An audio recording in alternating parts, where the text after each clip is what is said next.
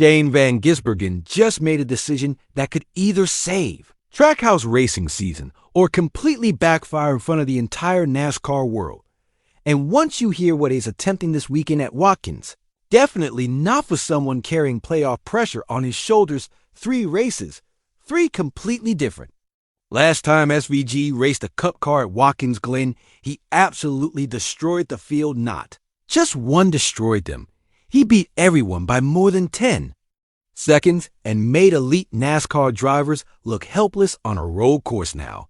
Consistency hasn't been there, and the pressure inside this organization is getting heavier every single week yet. This is a genius development strategy that turns SVG into the most dangerous road course driver in.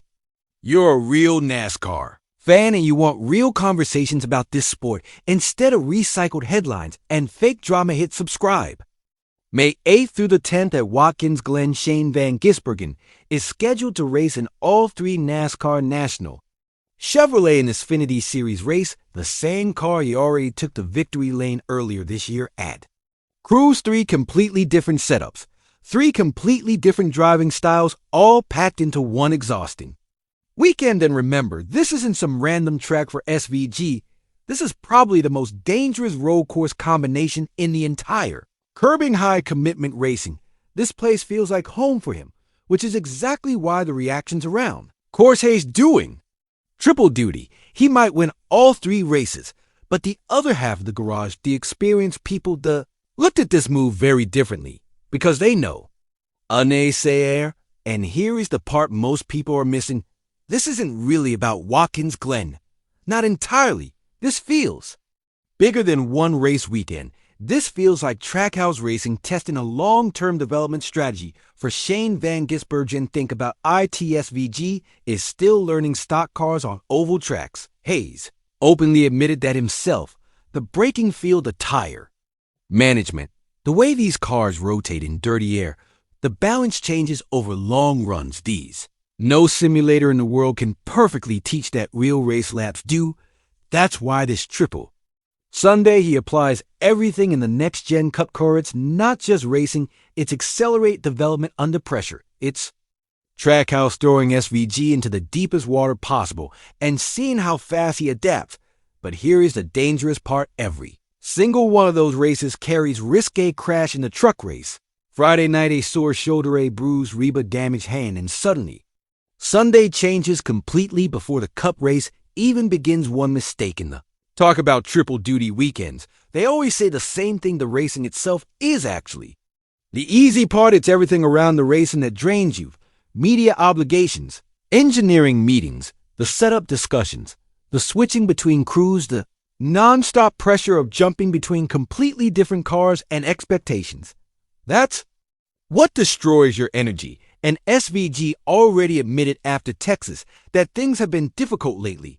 The intermediate tracks have been tough. Learning curve has been brutal and progress has been slower than people expected. That honesty matters because instead of backing off after a frustrating stretch, Hayes choosing to race even more, which tells you something important about his mindset right now.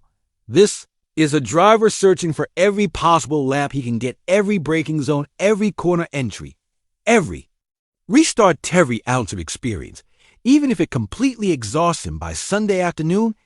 And the timing of all this could not be bigger for Trackhouse Racing because the Cup playoff picture is tightening fast. Every point matters now.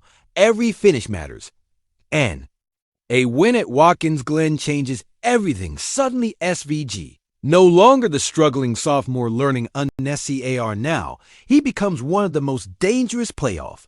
Fatigue becomes a factor. If mistakes start happening, then the conversation flips instantly. Now people start asking whether Trackhouse pushed too hard, whether the triple duty gamble was reckless, whether SVG tried to carry too much at once during a critical point in the season. That's the brutal reality of motorsports. The exact same decision looks genius after a win and terrible after a bad finish. And honestly, that's why this entire story is so fascinating, because Shane Van Gisbergen didn't come to NASCAR for comfort. He left a championship career behind in another country, crossed the world, started over. Now he's about to put himself through the most demanding weekend of his NASCAR career. 3 races, 3 different machines won. Playoff fight and enormous expectations sitting on his shoulders maybe.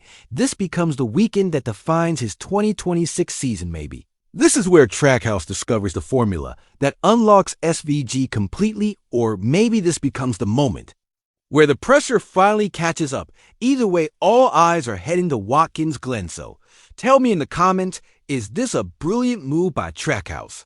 Racing that turned Shane Van Gisbergen into a NASCAR's most dangerous road course driver again. Are they asking way too much from a driver already fighting through one of the toughest stretches of his career?